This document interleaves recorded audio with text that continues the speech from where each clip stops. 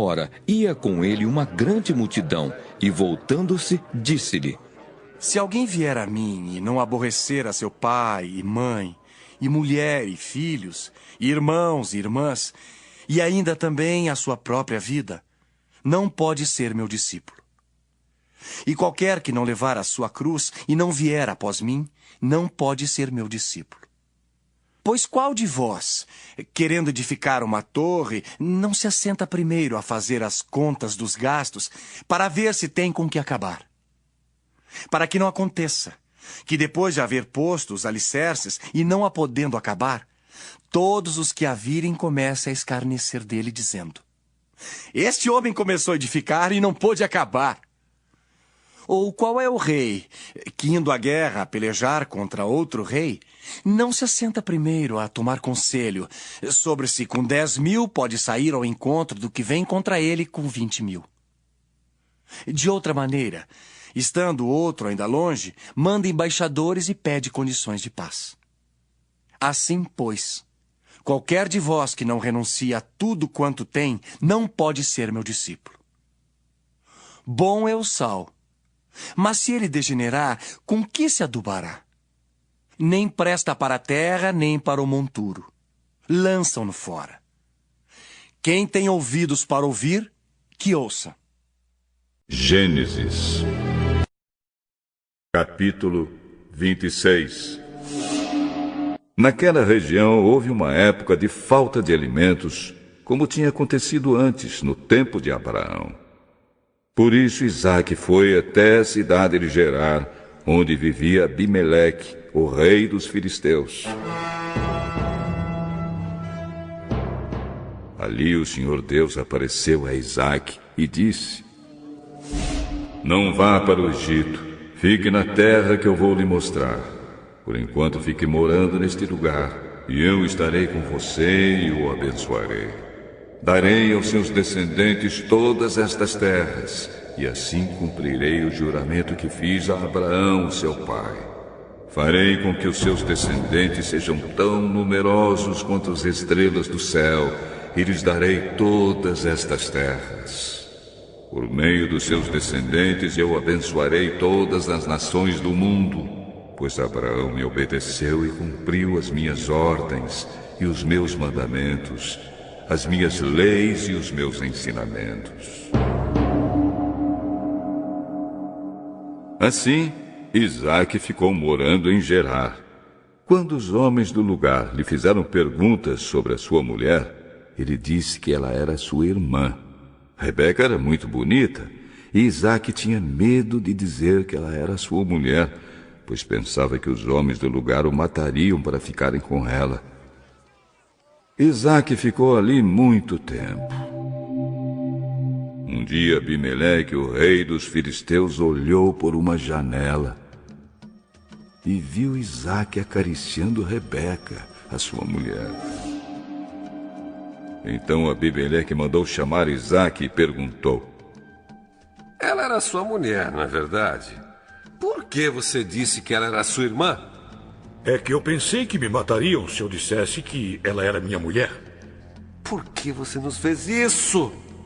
Um de nós poderia facilmente ter ido para a cama com ela.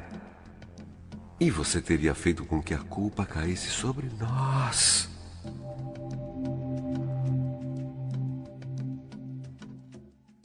Então Abimeleque mandou a todo o seu povo o seguinte aviso: se alguém tratar mal este homem ou a sua mulher, será morto. Naquele ano, Isaque fez plantações ali e colheu 100 vezes mais do que semeou, pois o Senhor Deus o abençoou. Ele foi enriquecendo cada vez mais e se tornou muito rico e poderoso.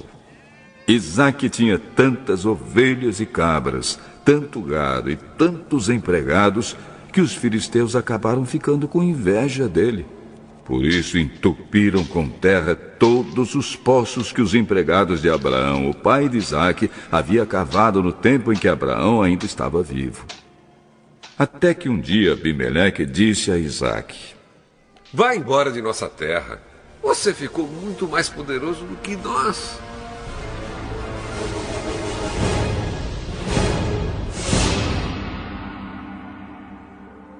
Isaque saiu dali, armou as suas barracas no vale de Gerar e ficou morando ali por algum tempo.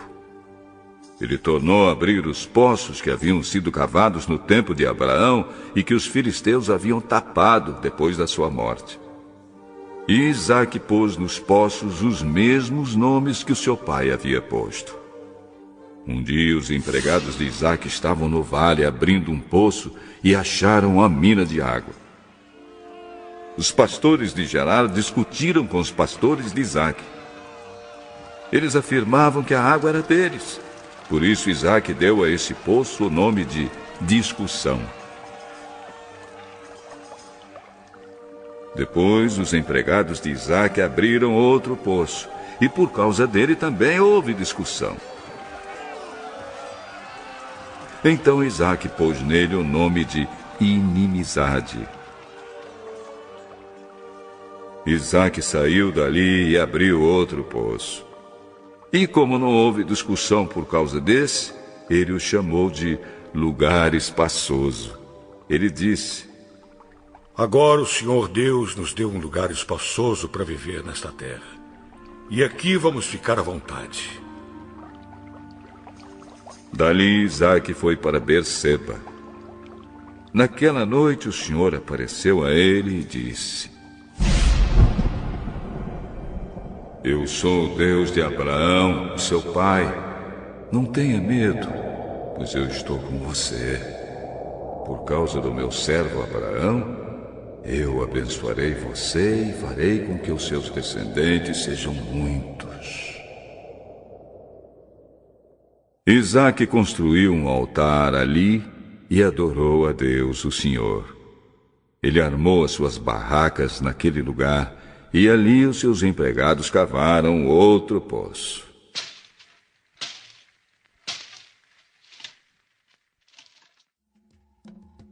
Certo dia, Abimeleque saiu de Gerar e foi conversar com Isaque. Com ele foram o seu amigo Alzate e Ficol, o comandante do seu exército. Por que é que vocês vieram falar comigo se têm ódio de mim e até me expulsaram da sua terra? Agora nós sabemos que o Senhor Deus está com você. E pensamos que deveríamos fazer um trato com você, selado com juramento. O trato é este: você não nos fará nenhum mal, assim como nós não fizemos nenhum mal a você. Nós fomos bondosos para você e deixamos que fosse embora em paz. Agora está claro que o Senhor o tem abençoado. Então Isaque preparou um banquete e todos eles comeram e beberam.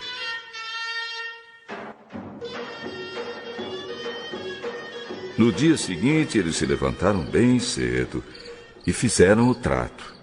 E cada um fez o seu juramento. Isaque se despediu deles e eles foram embora como seus amigos. Nesse mesmo dia, os empregados de Isaque foram dar-lhe a notícia de que haviam encontrado água no poço que estavam cavando.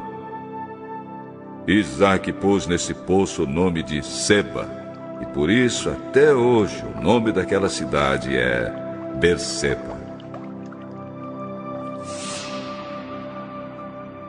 Quando tinha 40 anos, Esaú casou com Judite, filha de Beere, e com Basemate, filha de Elon, 2 moças hetéias.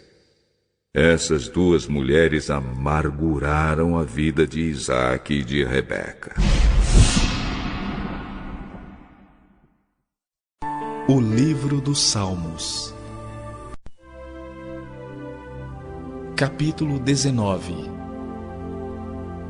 Os céus proclamam a glória de Deus e o firmamento anuncia as obras das suas mãos.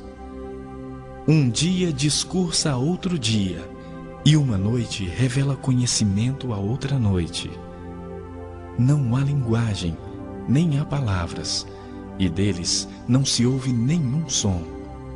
No entanto, por toda a terra se faz ouvir a sua voz, e as suas palavras até aos confins do mundo. Aí pôs uma tenda para o sol, o qual Como noivo que sai dos seus aposentos, se regozija como herói a percorrer o seu caminho. Principia numa extremidade dos céus, e até a outra vai o seu percurso, e nada refoge ao seu calor. A lei do Senhor é perfeita e restaura a alma. O testemunho do Senhor é fiel e dá sabedoria aos simples. Os preceitos do Senhor são retos e alegram o coração. O mandamento do Senhor é puro e ilumina os olhos. O temor do Senhor é límpido e permanece para sempre. Os juízos do Senhor são verdadeiros e todos igualmente justos. São mais desejáveis do que o ouro, mais do que muito ouro depurado, e são mais doces do que o mel e o destilar dos favos. Além disso, por eles se admoesta o teu servo. Em os guardar, há grande recompensa. Quem há que possa discernir as próprias faltas? Absolve-me das que me são ocultas. Também da soberba guarda o teu servo, que ela não me domine. Então serei irrepreensível e ficarei livre de grande transgressão.